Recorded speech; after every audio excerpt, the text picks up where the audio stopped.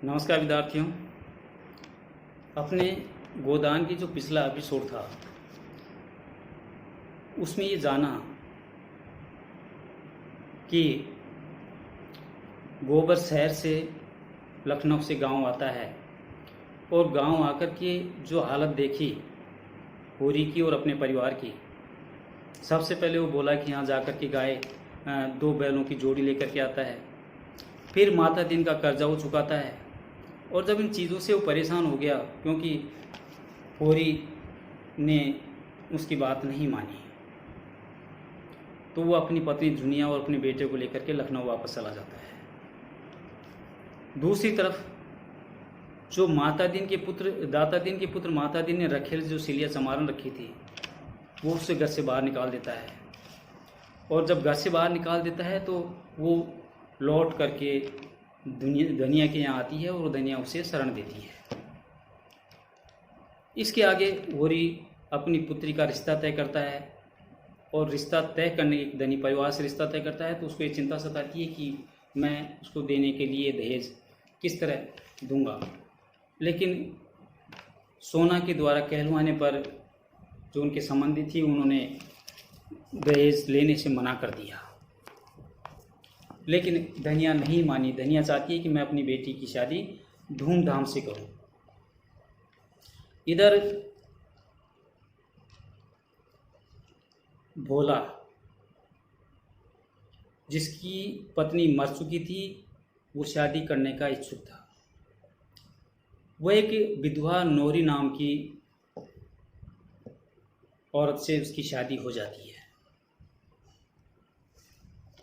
इस शादी से दुखी या नहीं चाहने वाले उनके पुत्र और बहू दोनों नाराज हो जाते हैं और बात यहाँ तक बढ़ जाती है कि एक दिन भोला का पुत्र कामता डंडे से भोले पर वार कर बैठता है, उसे पीटता है और वो तंग होकर के वहाँ से निकल जाते हैं। और निकल करके भोला नौकीराम के यहाँ नौकर के रूप में काम करने लग जाता है। नौकीराम अय्यास प्रवृत्ति का कारिंदा है राय साहब का। वह नौरी को रखेल बना देता है, अपनी रखेल बना करके रखता है। इस बात का पता भोला को है लेकिन उसकी मजबूरी है कि वो सब कुछ जानते हुए भी चुप है, कुछ बोल नहीं सकता। जब नौकीराम की रखेल नौरी, इसका मतलब बहुत बड़े कारिंदा है कि उसके सामने किसी की जबान नहीं चल सकती। वो उसकी मनमर्जी से जैसा चाहे वो कर सकती थी। उसको रोकने वाला न नौकीराम था न भोला था। पैसा उसके हाथ में था, शोहरत उसके हाथ में आ गई थी। समाज का डर उसे नहीं था क्योंकि जिस बड़े कारिंदे की वो रखेल है उसके सामने बोलने की हिम्मत किसी को नहीं थी। उधर होरी मगरूसा का कर्जदार था। बार बार खेती करना और खेती कर्जे में चले जाना एक आम बात हो गई थी उस किसान के लिए। 2 जून की रोटी पैदा करना बहुत मुसीबत बन गया था उसके लिए। वह मगरूसा का कर्जदार हो गया। फसल तैयार की लेकिन मगरूसा ने उस खड़ी फसल को ही बिकवा दी। फिर कुछ नहीं, होरी के पास सब कुछ बर्बाद है। ऐसे में होरी ने जीवन का ये पहला अच्छा काम किया कि उसने होरी को कर्ज देने का वादा कर लिया। दूसरी तरफ गोबर घर बार छोड़कर अपनी पत्नी के साथ में लखनऊ चला जाता है और खन्ना की मिल में काम करता है। कुछ दिनों बाद में मजदूर हड़ताल पर चले जाते हैं और जब हड़ताल पर चले जाते हैं तो पैसा कहीं नहीं होता है। जुनिया और गोबर के बीच में तकरार होती है, टकराट शुरू हो जाती है। उस टकराट में वो अनैतिक कार्य करने लग जाता है।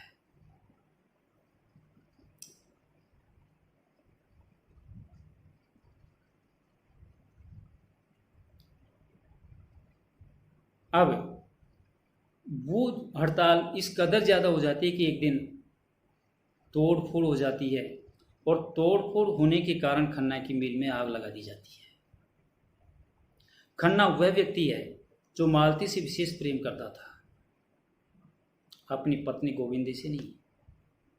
लेकिन गोविंदी धार्मिक प्रवृत्ति की महिला थी, वो सब कुछ जानती हुई भी चुपचाप थी। खन्ना की मील में आग लग जाती है, खन्ना अर्श से फर्श पर आ जाता है। वह गोविंदी के चरणों में आकर के गिर जाता है। गोविंदी उसे संभालती है कि कोई बात नहीं, पैसा सब कुछ नहीं है, फिर आएगा, फिर जीवन चलेगा। वो उसको आश्वस्त करती है। इधर माता दीन सिलिया को घर से निकाल देता है। एक रोज होरी अपने खेत से घर की तरफ आता है तो माता दीन उसे मिल जाता है और माता दीन उसे कहता है कि ये 2 रुपए है, सिलिया को जाकर के दे देना। होरी ने आकर के वो 2 रुपए सिलिया की झोली में डाल दिए। सिलिया बहुत प्रसन्न हुई, खुश हुई। उसको अपने जीवन की जो सबसे अच्छी खुशी थी वो खुशी उसे मिली। उसे एक उम्मीद बंधी, एक आस बंधी कि एक न एक दिन निश्चित रूप से दाता दिन मुझे स्वीकार कर लेगा। और इस कारण वो अपनी उस प्रसन्नता को पचा नहीं पा रही थी। वो चाह रही थी कि मैं अपनी बात को किसको कहूँ, किसको इस खुशी को शेयर करूँ। वो रात को सोनारी गांव जहाँ पर होरी की बच्ची सोना का रिश्ता था, शादी हुई थी, उसके घर चली जाती है और जाकर के दरवाज़ा खटखटाती है। और जैसे दरवाज़ा खटखटाती है, सोना का पति मथुरा बाहर निकलता है। सोना पीछे से देखती है। सिलिया को देख करके सोना को गुस्सा आता है। उसे फटकारती है कि आधी रात को यहाँ आने की क्या आवश्यकता थी, जीवन में दोबारा मेरे दरवाजे पर मत आना। वह खुशी, जिस खुशी को व्यक्त करना वो चाहती थी, जीवन की पहली वो खुशी जो अपने किसी परिचित को या किसी अपने को वो बात बताना चाहती ताकि उसकी खुशी दुगनी हो सके। जब कोई इस तरह का उसको जवाब मिला,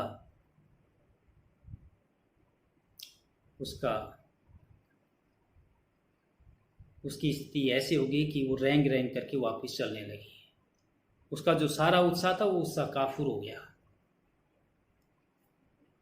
समय बदलता है और समय के साथ में बहुत सारी चीज़ें बदलती हैं। उधर जब मील में आग लग जाती है, कारोबार सारा ठप हो जाता है। उस कारोबार ठप होने के कारण गोबर का जो काम धंधा था वो भी खत्म हो जाता है, पैसे की कमी हो जाती है। आखिर वो फैसला लेता है कि मैं अपने बच्चों को लेकर के वापस अपने गांव सोनारी चला जाऊं। वो आ जाता है। उधर मेहता और मालती, मैं वही बात फिर कहूँगा कि मेहता प्रेम को एक खूंखार शेर बोलता है और मालती उसे समर्पण बोलती है। स्थिति बढ़ते बढ़ते यहाँ तक आ गई कि मेहता ने मालती की जो विचार थे वो बदल दिए। मेहता जैसा चाहता मालती वैसी बनती गई। लेकिन स्थिति इतनी आगे पहुँच गई थी कि जब मेहता ने ये प्रस्ताव मालती के सामने रखा है कि मैं तुमसे शादी करना चाहता हूँ, मालती ने कहा कि बहुत पीछे वो बातें रह गई। हम एक अच्छे दोस्त के रूप में रह सकते हैं, लेकिन मैं शादी नहीं करूँगी। खैर, दोनों शहर छोड़कर के गांव आते हैं सोनारी, और मालती महिलाओं को साफ सफाई और अन्य प्रकार की शिक्षा, जन उपयोगी कार्य करना सिखाती है। और मेहता भी लोगों को इसी तरह की बातें सिखाने में अपना दिन व्यतीत करने लगे। एक अच्छे कार्य में दोनों ने शुरू किया। गोबर गांव आकर के मालती के यहाँ माली के रूप में नौकरी करने लगा। एक दिन अचानक सिलिया, जो माता दीन की रखेल थी, जिसने घर से बाहर निकाल दिया था, कुपोषण के कारण सिलिया का बच्चा मर जाता है। और जब ये खबर माता दीन को लगी कि उसका बच्चा कुपोषण के कारण मर गया, वो समाज की जंजीरों को तोड़ता हुआ, किसी भी प्रकार की बात को न रखते हुए अपने समाज से, अपने परिवार से, अपने घर से विद्रोह करके वो सिलिया के पास पहुंच गया। और जाकर के उसने धमके की चोट कहा कि मैं सिलिया के साथ रहूंगा। और दोनों का जीवन आगे बहुत खुश रहा। वो एक साथ अपना जीवन यापन करने लगे। गोबर आ चुका, सोना का विहाव कर हो चुका। अब होरी की जो सबसे छोटी बच्ची थी वो उसका ब्याह भी करना जरूरी था, वो भी धीरे धीरे बड़ी हो गई थी, लेकिन कर्ज का बोल बहुत ज़्यादा, समाज का प्रेशर बहुत ज़्यादा, खाने के लिए रोटी के लाले, इन सारी विपरीत परिस्थितियों में कोई न कोई तो फैसला होरी को लेना था, क्योंकि बच्ची के तो हाथ के लिए करने ही करने होंगे। वो फैसला लेता है कि पड़ोस के गांव के एक 40 साल के अधेड़ व्यक्ति के साथ अपनी छोटी बच्ची को बांध देता है, और कीमत 200 रुपये। 200 रुपये दोस्तों कम नहीं होते थे, लेकिन 200 रुपये उसने इसलिए लिए ताकि जो कर्जा उसके ऊपर है उस कर्जे को वो ढक सके, अपने बचे हुए परिवार का लालन पालन ढंग से कर सके। इसलिए 200 रुपये में अपनी बच्ची का रिश्ता उसने एक अधेड़ उम्र के व्यक्ति के साथ में कर दिया, और वो कर्जा चुकाने के बाद होरी के मन में फिर एक लालसा जागी, अपने पौत्र के लिए जो छोटा था, कि दूध की आवश्यकता तो बच्चे को पड़ती है, क्यों नहीं एक गाय ला करके बांध दी जाए। जिस गाय का सपना उसने शुरुआत में देखा था, अंतिम समय में उसी गाय का सपना वो देखता है, और एक गाय लाने के लिए एक ठेकेदार के यहाँ कंकड़ खोदने का काम करता है। क्योंकि सपना पूरा भी करना, उस किसान की पेट में अन्न का दाना नहीं, लेकिन रात दिन सर्दी गर्मी बरसात वो लगा रहा, कंकड़ उखाड़ता रहा। शरीर में जान नहीं, लेकिन मेहनत खुद से कुछ पाने की आकांक्षा के कारण बहुत ज्यादा की। असर ये हुआ कि वो काम करते करते थक गया, उन्हीं कंकड़ों के बीच में वो फंस गया और बेहोश होकर गिर गया। 4 व्यक्ति उठा करके उसे खाट पे डालते हैं और उसके घर पहुंचा देते हैं। होरी को लग गया कि मेरा अंतिम समय बहुत नजदीक है। वो दुनिया से क्षमा याचना करता है कि मुझसे कोई गलती हो तो मुझे माफ करना, मैं जिंदगी की दौड़ से हार गया हूं, मैं इससे आगे चल नहीं सकता। और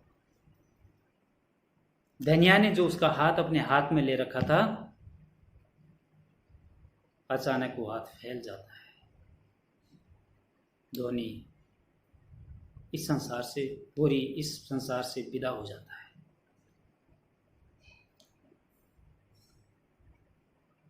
गोदान, व्यक्ति जब संसार छोड़ करके जाता है तो पंडित को गोदान करता है, एक गाय का दान करता है। जिस व्यक्ति ने शुरुआत से एक आकांक्षा पाल रखी है कि मुझे गाय रखनी है, अंतिम समय में उसकी आकांक्षा वो पालता रहा है कि मुझे गाय रखनी है, आज उसकी मृत्यु पर उस पंडित को गोदान करना है। गोदान कहां से लाए? दोस्तों, धनिया तुलसी बेच करके 20 आने का प्रबंध करती है, और पंडित दाता दिन के हाथ पर रख करके वो कहती है कि महाराज, समझिए अंतिम वाक्य, इस गोदान के अंतिम वाक्य जो कितने कष्टदायक हैं, कितने दर्दीले हैं। महाराज, यही इनका गोदान है। इस तरह जीवन संग्राम का अथक योद्धा होरी 20 आने का गोदान करके चला जाता है। ये उस किसान की दुखद दास्तां है जिसने वो जीवन जिया। मैं उस लेखक को बड़ा मानता हूं कि जिसने उस परिवेश को जिया, उस व्यक्ति की भावनाओं को जिया, और जिसने अपनी लेखनी से इस तरह की बातों को लेकर के सबके सामने प्रस्तुत किया, जो एक कालजयी उपन्यास के रूप में प्रस्तुत हो गया, जिसको एक बार नहीं बार बार कर पढ़ने का मन करता है।